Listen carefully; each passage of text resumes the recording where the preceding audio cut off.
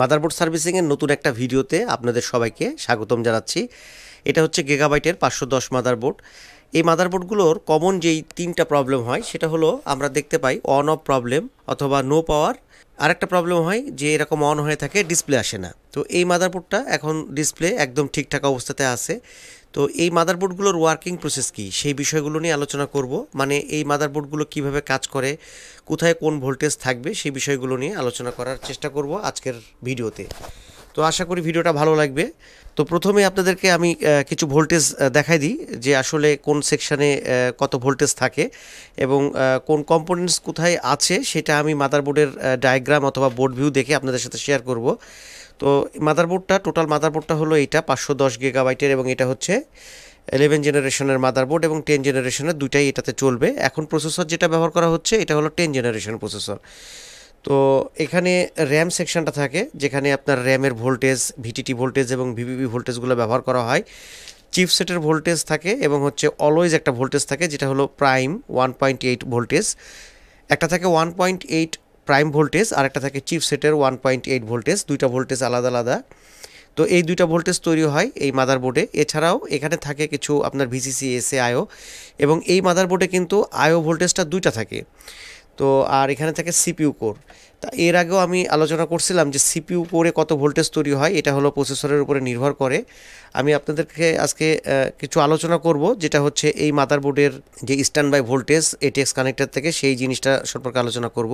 দেখেন এখানে 1.06 ভোল্টেজ, এটা হলো কোর সেকশানের। আমি আপার মসফেডে সোর্সে আমি এটা কী রাখছি, প্রব রাখছি আপার মসফেডের সোর্সে। আমি একদম পিকচার থেকে দেখাই দেবো আপনাদেরকে যে এটা কোন জায়গায় কিভাবে এটা ট্রেস আউট করতে হয়। এখানে থাকে মাদারবোর্ডের আইও চিপ, এটা হলো সিমস ব্যাটারি। তো এই টোটাল মাদারবোর্ডের এই মাদারবোর্ডগুলো আপনার 510 অথবা 410, 250 এই মাদারবোর্ডগুলোর কিন্তু ওয়ার্কিং প্রসেস মানে সেম।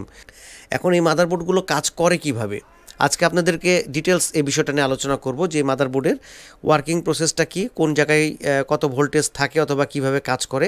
আমি তো ভোল্টেজগুলো আপনাদেরকে দেখালাম। তো এই মাদারবোর্ডগুলো যে নো পাওয়ার যদি হয় কোনো কারণে অথবা অন অফ প্রবলেম হয় তাহলে সেক্ষেত্রে আমরা কী কী জিনিস চেক করব। আচ্ছা, আমি আরেকটা জিনিস এখান থেকে দেখাই দিই। আমি যখন কম্পিউটার স্ক্রিনে যাব তখন হয়তো এই জায়গাগুলো আপনাদেরকে প্র্যাকটিক্যালি এই জায়গাগুলো দেখাতে পারবো না, এই জন্য আমি দেখাই দিচ্ছি। দেখেন এখানে থাকে আরটিসি ক্রিস্টাল। তো এই ক্রিস্টালটা কি হয় যে আপনার ফ্রিকোয়েন্সি জেনারেট হতে হবে 32.7 কিলো হার্জের। যদি কোনো কারণে মিসিং হয় তাহলে মাদারবোর্ডটা কিন্তু নো পাওয়ার অবস্থাতে থাকবে। তো সেটার জন্য এটার যে আরটিসি সেকশন, আরটিসি ভিডিডি বলে, সেটা আমি ডায়াগ্রাম থেকে দেখাচ্ছি, সেই জায়গাগুলো চেক করতে হবে। আর নো পাওয়ার হলে আপনার অবশ্যই শর্টিংগুলো দেখতে হবে। শর্টিং নিয়ে আমি এর আগেও বলছি, রেড প্রপ গ্রাউন্ডে দিয়ে আপনি ব্ল্যাক প্রপ দিয়ে শর্টিং চেক করবেন মিটারের ডায়োড মোডে মিটারটাকে রেখে। আর বায়োস করাপ্টেড হয়ে যায়, বায়োস করাপ্ট যদি হয়ে যায় তাহলে সেক্ষেত্রে মাদারবোর্ডটা অন অফ হতে পারে। আর বায়োস কীভাবে করতে হয় সেটাও আজকের ভিডিওতে আমি আপনাদেরকে দেখাই দেবো।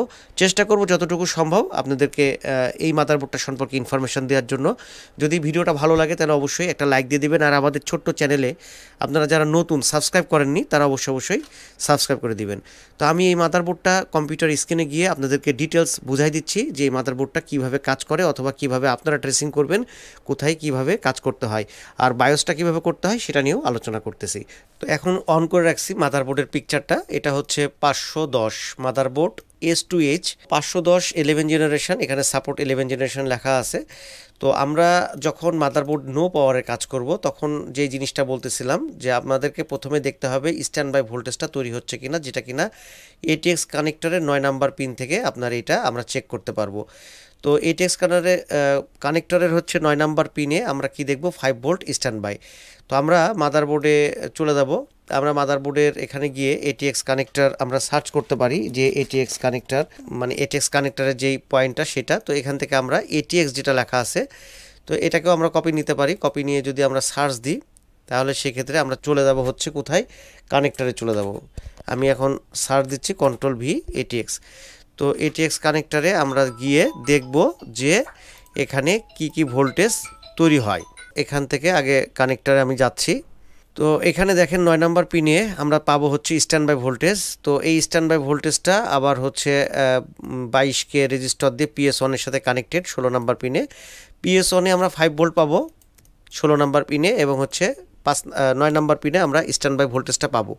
এই স্ট্যান্ড বাই ভোল্টেজটা কনভার্ট হয়ে আপনার 3 ভোল্ট স্ট্যান্ড বাই মানে 3 volt stand by 3 volt PCS এই ভোল্টেজগুলো কনভার্ট হবে। আমি এবার হচ্ছে এখান থেকে বোর্ড ভিউ থেকে ওপেন করে আপনাদেরকে দেখাচ্ছি। এখানে মাদারবোর্ডের NQ9 এটা হলো লেখা আছে দেখেন 3 ভোল্ট ডুয়াল পিসিএস, মানে এই পয়েন্ট থেকে 3 volt dual PCS 5 volt stand by থেকে এটা তৈরি হবে। এই যে এখানে লেখা আছে দেখেন 5 ভোল্ট স্ট্যান্ড বাই, এটা থেকে কনভার্ট হয়ে 3 ভোল্ট ডুয়াল পিসিএস তৈরি হবে। এইটা হতে হবে, যদি কোনো কারণে এই ভোল্টেজটা তৈরি না হয় তাহলে সেক্ষেত্রে মাদারবোর্ডটা অন হবে না।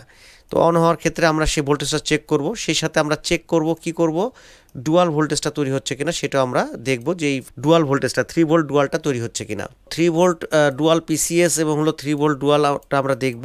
আর আরেকটা ভোল্টেজ সেটা হলো Q30তে এসে আমরা দেখব যে এই জিনিসটা হচ্ছে 3 ভোল্ট, এই যে Q31 এটা হলো স্ট্যান্ড বাইয়ের জন্য 5 ভোল্ট স্ট্যান্ড বাইয়ের যেই মসফেট, সেই মসফেটে এই মসফেট এটা হলো পি চ্যানেলের একটা মসফেট, এটার হচ্ছে আপনার 5 ভোল্ট স্ট্যান্ড বাই, এবং এই 5 ভোল্ট স্ট্যান্ড বাইটা কনভার্ট হয়ে এখানে আপনার 5 volt dual after switching on করার পরে আমাদের এখান থেকে ডুয়াল ভোল্টেজটা পার হবে টোটাল বোর্ডে। এখন এই ভোল্টেজটা যদি কোনো কারণ না হয় অথবা এখানকার কনসেপ্টটা কি আছে সেটা আমরা চলেন আলোচনা আগে করে নিই। Q30তে আমরা যাব, Q30তে গিয়ে আমরা দেখব যে এটাতে কীভাবে এই কনসেপ্টটা এই জায়গাটায় আছে। আমরা Q30 দিলাম, এখানে হলো লজিকটা হলো ঠিক এইটা, আপনারা একটু ভালো করে দেখেন। এখানে হলো Q30তে 5 ভোল্ট ডুয়াল এবং Q31 এটা হলো পি চ্যানেল মসফেট আর এটা হলো এন চ্যানেল মসফেট। তো দুইটা কানেক্টেড থাকে একসাথে। যখন আপনি অন করবেন মাদারবোর্ডটা, মানে জাস্ট পাওয়ার সুইচ দিয়ে রাখবেন, পাওয়ার আসবে, পাওয়ার দিয়ে রাখবেন, তখন আপনি এই পি চ্যানেল মসফেটের, তো এখানে কি হয়, এখানে 5 ভোল্টটা থাকবে, এখানে 5 ভোল্ট আসবে, এখানেও 5 ভোল্ট থাকবে, কিন্তু এর গেট অফ থাকে। যখন আপনি মাদারবোর্ডটা অন করবেন তখন এই গেটে 12 ভোল্ট চলে আসবে, আর এই ভিসিসি পিনে তখন হলো 5 ভোল্ট আসবে। যেহেতু এটা কানেক্টেড থাকে স্ট্যান্ড বাইয়ের সাথে, তো স্ট্যান্ড বাই ভোল্টেজটা তো যেহেতু অ্যাম্পিয়ারটা অনেক কম, লোড নিতে পারবে না, এই জন্য এই ভিসিসি আফটার সুইচিং অন করার পরে যে 5 ভোল্টটা তৈরি হয় সেই ভোল্টটা এখানে ডুয়ালটা সব জায়গাতে যায়, মানে র্যাম সেকশন থেকে শুরু করে সব জায়গাতে যাবে। তো মাদারবোর্ডগুলো কাজ করার সময় আমাদেরকে দেখতে হবে হলো বোর্ড ভিউ দেখে দেখে কাজ করতে হবে। যেমন এটা হলো MAU2, এটা হলো র্যামের চিপ। তো এইভাবে আমরা কপি নেব আর এখান থেকে আমরা সার্চ করে করে আমরা কাজ করতে পারবো। যদি র্যাম ভোল্টেজ আপনার তৈরি না হয় তাহলে আপনারা ঠিক এইভাবে করবেন যে র্যামের আমার ইনপুট ভোল্টেজটা আসছে কি না, ইনপুট ভোল্টেজটা আসছে কিনা, কি ভোল্টেজ আসবে, 5 ভোল্ট ডুয়াল আসবে, রেজিস্টার হয়ে আসবে, এটা হলো এর ভিসিসি পিনে আসবে, অ্যানাভোল্টটা থাকতে হবে, অ্যানাভোল্টটা 2.5 এর পাওয়ার গুড এটা আসতে হবে। তো সেই ক্ষেত্রে এটাতে হলো 1.2 ভোল্টেজ তৈরি হবে এটার আউটপুট কয়েলে। তো এইভাবে প্রত্যেকটা কয়েল যখন মাদারবোর্ডটা অন অফ হবে তখন আমরা যদি ভোল্টেজ প্রবলেম পাই, ভোল্টেজ মিসিং পাই, তখন আমার যে সেকশানে প্রবলেম হবে সেই সেকশানের ভোল্টেজটা কিভাবে তৈরি হচ্ছে তার ব্যাক ট্রেসটা কি সেভাবে আমরা দেখব একটা একটা করে। স্ট্যান্ড বাই ভোল্টেজটা আমরা যখন অফ কন্ডিশনে রাখবো, এখানে দুইটা জিনিস ব্যবহার করা হয়, একটা হলো এই যে NPN ট্রানজিস্টর এবং একটা হলো এন চ্যানেল মসফেট। তো এইখানে হচ্ছে আপনার জিরো হয়ে থাকে যখন অফ থাকবে, গ্রাউন্ডের সাথে বিপ দেবে যখন পাওয়ার সুইচটা দিয়ে রাখবেন। তো সেই ক্ষেত্রে এই স্ট্যান্ড বাই ভোল্টেজটা আপনার কততে, এই Q32 এখানে ইন্টারনাল মসফেটে এটা হলো ড্রেন টু সোর্স কানেক্ট করে দেয় এবং এটা পুরো গেটটা লো রাখে। যখন সুইচ করবেন তখন এখানে কিছু ভোল্টেজ আসবে, এটা হলো যেহেতু NPN ট্রানজিস্টর যার কারণে এটা পজিটিভ আসার কারণে এটা অন হবে। অন হয়ে গেলে 5 ভোল্ট স্ট্যান্ড বাই ভোল্টেজটা, এই 5 ভোল্ট স্ট্যান্ড বাইটা কী হয়, এটা জিরো হয়ে যায়, এটা তখন অফ কাট আপ মোডে থাকে এবং এই 12 ভোল্টটা একদম আপনার চলে যাবে হচ্ছে গেটে। তো এইটা হলো এই ডুয়াল ভোল্টেজের কনসেপ্ট।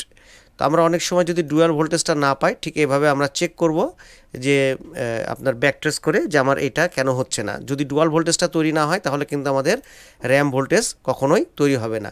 তো র্যাম ভোল্টেজের জন্য অবশ্যই আমাদেরকে এই জিনিসটা চেক করতে হবে যে আমার ডুয়ালটা তৈরি হচ্ছে কিনা। এছাড়াও ডুয়াল ভোল্টেজটা কোথায় কোথায় যাচ্ছে যদি আমরা ঠিক সেভাবে দেখি তাহলে আমরা মাদারবোর্ডে সিলেকশন করলে দেখেন যেখানে যেখানে এই যে সিলেকশন হয়ে গেছে সেখানেই আমাদের কিন্তু এই ডুয়াল ভোল্টেজটা যাচ্ছে। অতএব এই 5 ভোল্ট ডুয়াল যদি তৈরি না হয় তাহলে মাদারবোর্ডটা কিন্তু নো পাওয়ার অবস্থাতে থাকবে।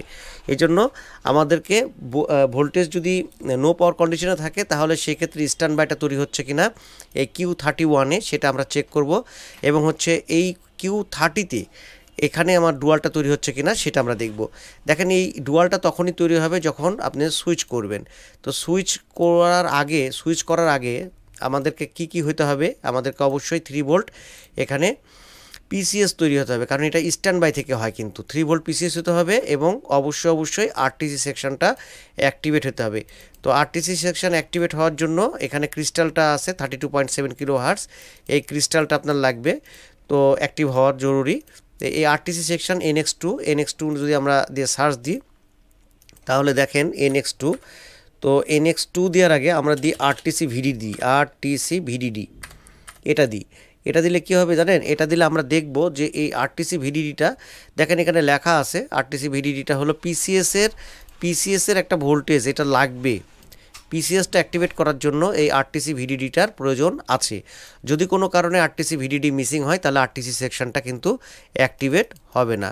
তো সেই জন্য পিসিএস যদি অ্যাক্টিভেট না হয় তাহলে মাদারবোর্ড কী হবে, নো পাওয়ার অবস্থাতে থাকবে। তো মাদারবোর্ড যদি নো পাওয়ার থাকে তাহলে আমরা অবশ্যই আরটিসি ভিডিডি দেখব। তো আরটিসি ভিডিডি কোথায় থেকে এটা তৈরি হচ্ছে চলেন সেই জায়গাটা আমরা দেখে আসি। তো আরটিসি ভিডিডির আমরা প্লেসটা পেয়ে গেছি। এটা হলো দেখেন এখানে লেখা আছে, এখানে কি লেখা আছে, ND1 একটা ডায়োড, কমন ক্যাথোড ডায়োড, এটা 3 ভোল্ট পিসিএসও আসে এবং এখানে ব্যাটারির ভোল্টেজটাও আসবে, 1K রেজিস্টার হয়ে আসবে। এইটা আসার পরে এইটাই হচ্ছে আরটিসি ভিডিডি, এটা আরটিসি সেকশনটাকে অ্যাক্টিভেট করার জন্য এই ভোল্টেজটার প্রয়োজন হবে। তো যদি কোনো কারণে মাদারবোর্ডটা নো পাওয়ার হয় তাহলে সেক্ষেত্রে অবশ্যই আমরা কি করব, এই আরটিসি ভিডিডিটা দেখব। আমরা যদি সার্চ করি দেখেন এটা চলে গেছে চিপসেট পিসিএস এর ভিতরে গেছে ভিসিসি আরটিসি বলে, এই দেখেন আরটিসি ভিডিডি। তো ভিসিসি আরটিসি সেকশনকে অ্যাক্টিভেট করার জন্য আরটিসি ভিসিসি ভিডিডি ভোল্টেজটার প্রয়োজন আছে। তো সেক্ষেত্রে যদি কোনো কারণে আমাদের এই ভোল্টেজটা তৈরি না হয় তাহলে আরটিসি ফ্রিকোয়েন্সিটা তৈরি হবে না, 32.7 কিলো হার্টজ, সেটা চালু হবে না। আর যদি 32.7 কিলো হার্টজটা না চালু হয় তাহলে মাদারবোর্ডটা কিন্তু কখনো অন হবে না। তাহলে ব্যাক টেস্ট করতে হবে আমাদের ফ্রিকোয়েন্সি জেনারেট হচ্ছে কিনা, যদি তারপরেও ওখানে যদি আমরা দেখি ফ্রিকোয়েন্সি হচ্ছে না তাহলে এই আরটিসি ভিডিডি হচ্ছে কিনা, সেক্ষেত্রে আমাদের কমন ক্যাথোড ডায়োড, এই ডায়োডটা ঠিক আছে কিনা সেটা আমাদেরকে চেক করতে হবে। ND1 এই মাদারবোর্ডের নাম আছে ND1, আপনি বোর্ড ভিতরে চলে যাবেন ND1 দিয়ে সার্চ দিয়ে দিবেন তাহলে আমাদের হয়ে গেল ND1। তো এটা হয়ে গেল, আমরা আরটিসি সেকশনটা যদি আমাদের অ্যাক্টিভেট না হয় দেখেন কোন জায়গায় আছে লোকেশনটা কত সহজে আমরা দেখতে পাচ্ছি যে এই ডায়োডটা ঠিকঠাক আছে কিনা। এই ডায়োডের এক পাশে আসবে 3 ভোল্ট পিসিএস এবং এক পাশে আসবে ব্যাটারির ভোল্টেজ। তো এই আপনার হচ্ছে আরটিসি ভিডিডি। তো তারপরে হচ্ছে আপনার আরটিসি সেকশন দিয়ে পিসিএসটা অ্যাক্টিভেট হলো এবং 5 ভোল্ট স্ট্যান্ড বাইটাও ঠিকঠাক থাকলো, তাহলে মাদারবোর্ডটা কিন্তু অন হবে। আইওর ব্যাপারে কথা বলি, আইওটা কি করতে হবে, আইও তো আমাদেরকে অ্যাক্টিভ হতে হবে। কাজ করার আগে ওর কিছু ভোল্টেজের প্রয়োজন হবে। কোন ভোল্টেজ প্রয়োজন হবে, বেসিক কয়েকটা জিনিস আগে আপনাকে দেখতে হবে, যেই জিনিসটা ছাড়া, যেই মেন অপারেটিং ভোল্টেজটা ছাড়াও কাজ করবে না সেটা তো আমাদের লাগবেই। এটা হলো মাদারবোর্ডের আইও চিপ। এই আইও চিপ যদি প্রবলেম থাকে তাহলে কিন্তু মাদারবোর্ডটা কি হবে না, অন হবে না। তো এইটার প্রতিটা পিনগুলোর দেখবেন যে ITVCC-H stand by voltage, ITVCC-H এই যে 3 ভোল্ট স্ট্যান্ড বাই, ঠিক আছে, এটা কত নাম্বার পিন, 96 নাম্বার পিন, এটা দেখতে হবে যে ভোল্টেজটা আসছে কিনা। 128 নাম্বার পিন আমরা দেখব AVCC-S, যেখানে লেখা আছে AVCC-3, এটা 128 নাম্বার পিনে ITVCC-AVCC এটা থাকতে হবে। রেফারেন্স 2.5 এটা থাকতেই হবে, এটা যদি না থাকে মাদারবোর্ডটা 100% ধরে রাখেন আপনার অন অফ হবে। এছাড়াও স্ট্যান্ড বাই ভোল্টেজটা থাকতে হবে, এই ভোল্টেজটা 3 volt stand by 33 number pin ITVCC-H, এটা আমাদেরকে দেখতে হবে যে এর ভোল্টেজটা আসছে কিনা। স্ট্যান্ড বাই যেই 5 ভোল্ট স্ট্যান্ড বাই থেকে 5 ভোল্ট ডুয়াল যে তৈরি হলো সেই সময় কিন্তু 5 ভোল্ট অক্সিলিয়ারি সুইচ এইটার কিন্তু ভূমিকা অনেক বেশি। তো এইটা যদি কোনো কারণে আয়ো জেনারেট না করে তাহলে কিন্তু আপনার ওখানে গরমিল হয়ে যাবে, আপনার ওখানে কিন্তু প্রপারলি আপনি কিন্তু ডুয়াল ভোল্টেজটা পাবেন না। তো সেই ক্ষেত্রে অবশ্যই আমাদেরকে এটা সার্চ করতে হবে যে এইটা আমাদের তৈরি হচ্ছে কিনা। তো এইভাবে একটা করে চেক করতে হবে। আর ভিআরএম সেকশন নিয়ে তো আমি মাদারবোর্ডের বলছি এর আগে যে মাদারবোর্ডের ভিআরএম সেকশনটা কিভাবে কাজ করে। এইটা হলো মাদারবোর্ডের ভিআরএম সেকশন টোটাল। এখানে হচ্ছে আপনার 12 ভোল্ট থাকে এবং 12 ভোল্টের সাথে এখানে এগুলো হলো কয়েল, এগুলো ক্যাপাসিটার, এগুলো হলো আপার মসফেট, এগুলো লোয়ার মসফেট অথবা হাই মসফেট, লো মসফেটও বলতে পারেন। আর তার পাশে আছে হচ্ছে ড্রাইভার আইসি। এখন এই সব কিছুকে কন্ট্রোল করে হচ্ছে এই ভিআরএম চিপ। তো এই ভিআরএম চিপ কন্ট্রোল করে। এখন এই সিপিইউতে আমরা যে ভোল্টেজটা দেখলাম এটা কিন্তু এ তৈরি করে দিচ্ছে, কত তৈরি হবে সেটা সিপিইউ এর সাথে কি হয় এসভিআইডি, এই এসভিআইডি কমিউনিকেশনের মাধ্যমে ভিআরএম চিপ এটা কন্ট্রোল করে। এবং এখানে আছে ভিসিসি এসএ ভোল্টেজ, সিস্টেম এজের 1.05 ভোল্টেজ এবং 0.95 ভোল্টেজ হচ্ছে আপনার ভিসিসি আইও ভোল্টেজ। তো এই মাদারবোর্ডে কিন্তু ভিসিসি আইও দুইটা করে থাকে এই বোর্ডগুলোতে। আর এখানে থাকে হচ্ছে আপনার যেইটা বলতেছিলাম র্যাম সেকশন, পুরো সেকশনটা হলো এই জায়গাটায়। আমরা পাবো হচ্ছে 1.2 পাবো, 2.5 পাবো, 0.6 ভোল্ট পাবো ভিটিটি ভোল্টেজ, এই তিনটা জিনিস এখানে পাবো। আর 1.8 প্রাইম ভোল্টেজ আপনার হচ্ছে একটা, আর একটা হচ্ছে পিসিএসের জন্য, চিপসেটের জন্য 1.8 পিসিএস ভোল্টেজ চিপসেটের জন্য। এই ভোল্টেজগুলো এখানে লাগছে। এছাড়াও ডুয়াল ভোল্টেজ 3 ভোল্ট ডুয়াল এবং 3 ভোল্ট পিসিএস, এই যে এখানে 3 ভোল্ট পিসিএস এটা তৈরি হবে এই মাদারবোর্ডে। এখন এই যে বায়োসের কথা যেটা বলতেছিলাম, যে বায়োসটা কীভাবে, বায়োস কিন্তু করাপ্ট হয়ে যায়। তো বায়োস যদি কোনো কারণে করাপ্ট হয়ে যায় তাহলে সেক্ষেত্রে কিন্তু মাদারবোর্ডটা অন অফ হতে পারে। তো বায়োসটা কিভাবে করতে হবে সেটা আমি দেখা দিচ্ছি আপনাদেরকে, বায়োসটা কিভাবে আপনারা করবেন। তো এই মাদারবোর্ডগুলো যখন আমরা কাজ করব তখন বেসিক জায়গাটা আপনারা বলেন যে বেসিক জায়গা থেকে শুরু করার জন্য, তো সেটা হলো কানেক্টর থেকে শুরু করতে হবে। নো পাওয়ারের ক্ষেত্রে আমরা শর্টিংগুলো আগে চেক করে নেব। রেড প্রপটা গ্রাউন্ডে রেখে, রেড প্রপটা যে কোনো জায়গায় গ্রাউন্ডে রেখে ব্ল্যাক প্রপ দিয়ে আপনি কয়েল দিয়ে শর্ট দিয়ে কোনো জায়গায় শর্টিং আছে কিনা সেটা চেক করতে হবে। আমার শর্টিং যদি চেক করা হয়ে যায় তখন আমাদেরকে দেখতে হবে স্ট্যান্ড বাই ভোল্টেজ থেকে 5 ভোল্ট স্ট্যান্ড বাই থেকে 3 ভোল্ট পিসিএস, 3 ভোল্ট ডুয়াল এই ভোল্টেজগুলো তৈরি হচ্ছে কিনা, এবং সুইচিংয়ের পরে 5 ভোল্ট ডুয়ালটা তৈরি হচ্ছে কিনা।